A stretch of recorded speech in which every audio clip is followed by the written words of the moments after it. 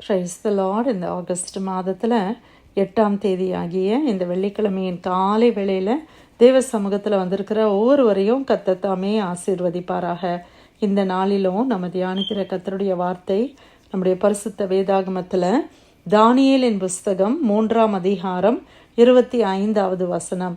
The book of Daniel chapter 3 verse 25. அதற்கு அவன், இதோ 4 பேர் விடுதலையாய் அக்கினியின் நடுவிலே உலாவுகிறதை காண்கிறேன். அவர்களுக்கு ஒரு சேதமும் இல்லை.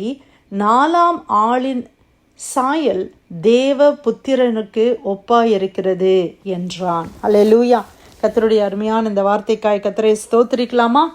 பாபிலோன் ராஜாவாகிய நேபுகாத்நேச்சாருடைய நாட்களில் நம்ம பார்க்குறோம், யூதர்கள் அவர்களிடத்துல இருந்தார்கள். அங்கே ஒரு பெரிய பொற்சிலையை அவன் செய்து இந்த சிலையை எல்லாரும் வணங்கணும் அப்படின்னு சொல்லி ஒரு அதிகாரத்தை அவன் போடுகிறான். மேண்டேட், ஒரு கமாண்ட். அப்போ அந்த இடத்துல 4 வாலிபர்கள், 3 வாலிபர்கள் தான், ஷாத்ராக், மேஷாக், ஆபேத்நேகோ என்கிற அந்த 3 வாலிபர்களும் இந்த பொற்சிலையை நாங்கள் வணங்க மாட்டோம்னு சொல்லி அவங்க வணங்காமல் இருந்த உடனே அவனை ராஜாவுக்கு முன்னால் கூட்டிகிட்டு போய் நிறுத்துறாங்க. ராஜாவே, உங்களுடைய அதிகாரத்துக்கு இந்த 3 பேரும் கீழ்ப்படியில, அதனால் அவங்களுக்கு பனிஷ்மெண்ட் கொடுக்கணும். பனிஷ்மெண்ட் என்னது? அக்கினி அந்த இடத்துல எரிந்து கொண்டு இருக்கிறது. அந்த அக்கினியில் போடுறது தான் பனிஷ்மெண்ட். அப்போ ராஜா பயங்கரமாக கோவப்படுகிறார்.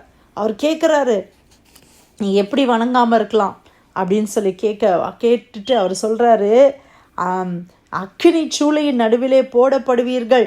உங்களை என் கைக்கு தப்புவிக்க போகிற தேவன் யார் என்றான்.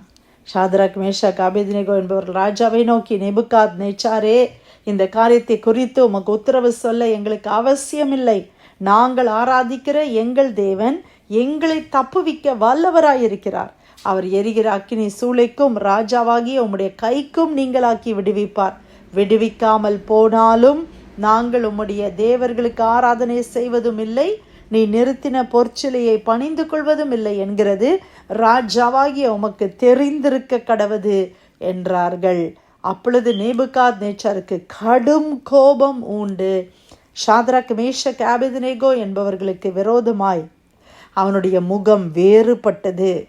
சூளையை சாதாரணமாய் சூடாக்குவதை பார்க்கிலும் 7 மடங்கு அதிகமாய் சூடாக்கும்படி உத்தரவு கொடுத்து ஷாத்ராக், மேஷாக், ஆபேத்நேகோ என்பவர்களை எரிகிற அக்கினி சூளையிலே போடுவதற்கு அவர்களை கட்டும்படி தன் இராணுவத்தில் பலசாலிகளாகிய புருஷருக்கு அவன் கட்டளையிட்டான்.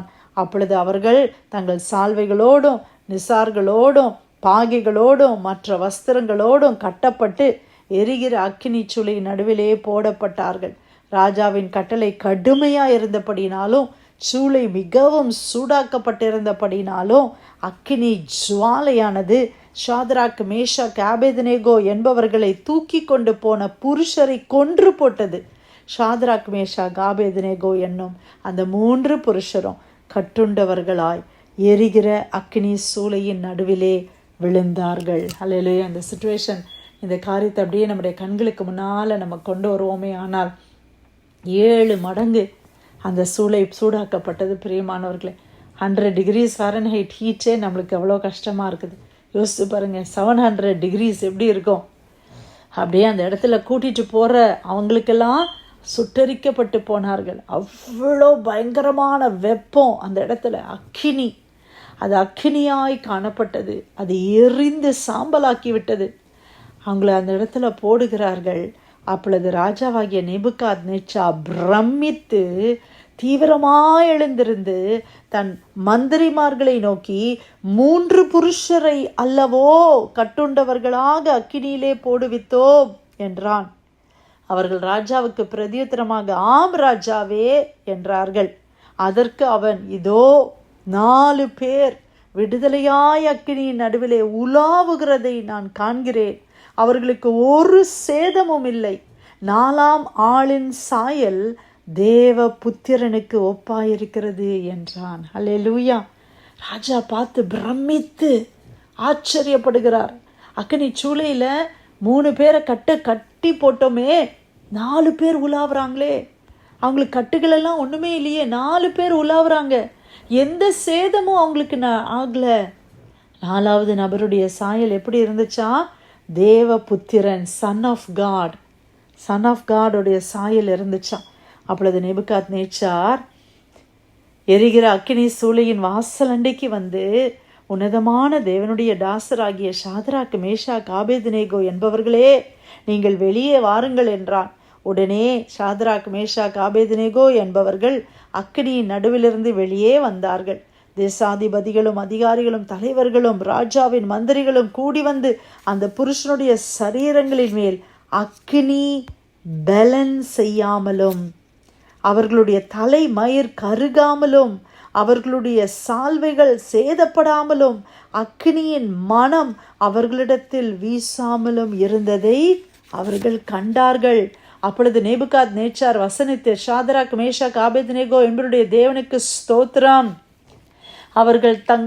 அவர்கள் தங்களுடைய தேவனை தவிர வேறு ஒரு தேவனையும் சேவித்து பணியாமல் அவரையே நம்பி ராஜாவின் கட்டளையை தள்ளி தங்கள் சரீரங்களை ஒப்பு கொடுத்ததினால் அவர் தமது தூதனை அனுப்பி தம்முடைய தாசரை விடுவித்தார்.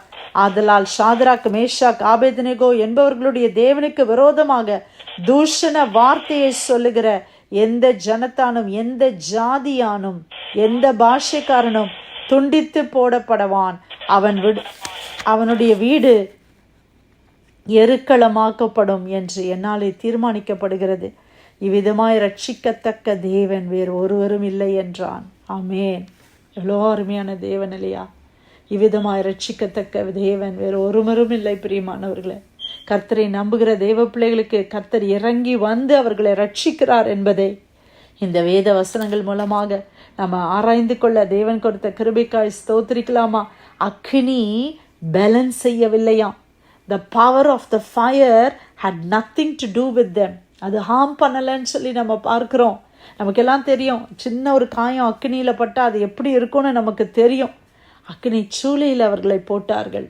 ஆண்டவராகிய இயேசு கிறிஸ்து அந்த இடத்துல கடந்து வந்தார். கட்டப்பட்ட நிலைமையில் போனாங்க. கட்டவிழ்க்கப்பட்டு விடுதலையாக அந்த இடத்துல உலாவுகிறார்கள், ஆராதிக்கிறார்கள். அல்லேலூயா. ஆண்டவர் அன்னைக்கு ஏதேன் தோட்டத்தில் உலாவின தேவன் அன்னைக்கு அக்னி சூளையில் அவங்களோடு கூட உலாவுகிறார். தேவனை பற்றி கொள்ளுகிற, தேவனை நம்புகிற, கர்த்தரை மாத்திரம் தொழுது கொள்ளுகிற கர்த்தருடைய பிள்ளைகளுக்கு எந்த சூழ்நிலையிலிருந்தும் கர்த்தர் விடுதலையை கொடுப்பார். ஆமேன். நீங்கள் அக்னியின் நடுவில் போனாலும், ஏசாயா 43:2 வசனம், நீ தண்ணீர்களின் நடுவிலே கடந்து போனாலும் நான் உன்னோடு இருப்பேன், நீ அக்னியிலே நடந்தாலும் நான் உன்னோடு இருப்பேன். அக்னி உன்னை பற்றாதுன்னு கர்த்தருடைய வார்த்தை சொல்லுதில்ல. அக்னி அவர்களை பற்றவில்லையே. அக்னி அவர்கள் மேலே பேலன்ஸ் செய்ய ஆண்டவர் அனுமதி கொடுக்கலையே. அவருடைய முடி கூட கருகலையாமே. அவருடைய சால்வையில் ஒன்று கூட சேதமாகலை. அக்னியுடைய மனம், இந்த ஸ்மெல் ஆஃப் ஃபயர் கூட இல்லை. பிரியமானவர்களே, கர்த்தர் அப்படியாய் பாதுகாத்தார். ராஜாவே சொல்லுகிறார், இவர்களை போல தேவன் ஒருவரும் இல்லை. இப்படிப்பட்ட ரட்சிக்கிற தேவன் வேறு ஒருவரும் இல்லை. நீங்களும் நானும் ஆராதிக்கிற நம்முடைய தேவன் எந்த சூழ்நிலையிலையும் நம்மளோடு கூட இருந்து நம்மளை தப்புவிக்கிற தேவனாக இருக்கிறார். ஹல்லேலூயா. பாருங்க, ஜீசஸ் அந்த இடத்துல கடந்து வந்தாங்கன்னு நம்ம பார்க்குறோம். தேவனுடைய குமாரன் அந்த இடத்துல கடந்து வந்தாங்க. ஆண்டவர் அங்கேருந்து ஒரு வார்த்தை சொல்லியிருக்கலாம். ஆனால் ஆண்டவர் தன்னுடைய தன்னுடைய பிள்ளைகள் தனக்காக அவர்கள் நிற்கும் பொழுது ஆண்டவர் வைராக்கியம் பாராட்டுகிற தேவனாக இருக்கிறார். ஹல்லேலூயா. அன்னைக்கு ஸ்தேவான் கர்த்தருக்காக நின்றாரு. ஸ்தேவானுக்காக கர்த்தர் பரலோகத்தில் எழும்பி நின்று வெல்கம் பண்ணார்னு பார்க்குறோம்ல. அதே மாதிரி இங்கே சாத்ராக், மேஷாக், ஆபேத்நேகோ, நாங்கள் வணங்கவே மாட்டோம், என்ன வேணால் நீ பண்ணு, நாங்கள் பண்ண மாட்டோம், எங்களுக்கு ஒரே தேவன் தான், அந்த தேவனை மாத்திரம்தான் நாங்கள் வணங்குவோன்னு சொன்னாங்க. அந்த வைராக்கியத்தை பார்த்த கர்த்தர் தன்னுடைய குமாரனை பூமியிலே அனுப்பினார். ஹல்லேலூயா. தன்னுடைய பிள்ளைகளுக்கு உதவும்படி அனுப்பினார். இன்னைக்கு ஆண்டவராகிய தேவன் நம்மோடு இருக்கிறார். நீங்கள் கர்த்தருக்காக வைராக்கியமாக இருந்தீங்கன்னா ஆண்டவரும் உங்களுக்காக வைராக்கியமாக இருப்பார். தானியேல் 3:25 வசனம், அதற்கு அவன், இதோ 4 பேர் விடுதலையாய் அக்கினியின் நடுவிலே உலாவுகிறதை காண்கிறேன், அவர்களுக்கு ஒரு சேதமும் இல்லை, 4ஆம் ஆளின் சாயல் தேவ புத்திரனுக்கு ஒப்பாயிருக்கிறது. கர்த்தர் கொடுத்த அருமையான வார்த்தைக்காய் ஆண்டவருக்கு நன்றி செலுத்தி பிரேயர் லைனில் வந்திருக்கிற யாராவது நம்ம ஜெபிக்கலாமா?